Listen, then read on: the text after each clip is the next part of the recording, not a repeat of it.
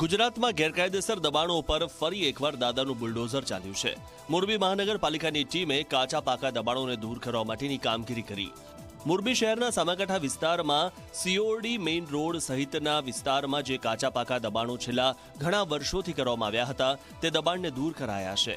Commissioner Swapnil ખરે સહિતના અધિકારીઓની હાજરીમાં સરકારી બુલડોઝર પાક્કા ગેરકાયદેસર બનાવવામાં આવેલ ઓરડીઓ સહિતના કાચા પાકા દબાણો ઉપર ફરી વળ્યા છે।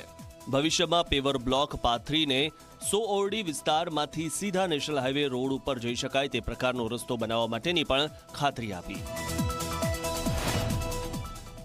1 વીક 1 રોડ અંતર્ગત મોરબી કોર્પોરેશન દ્વારા દર વીક કોઈ રોડ ચયન કરીને દબાણ હટાવવાની કામગીરી કરવામાં આવે છે।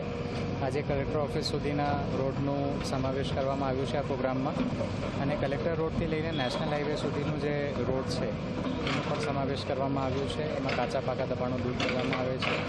આ કાર્યવાહી કર્યા બાદ એને પેવર કેવી રીતે કરવું એનું પણ આયોજન અમે સાથે કરીએ છીએ।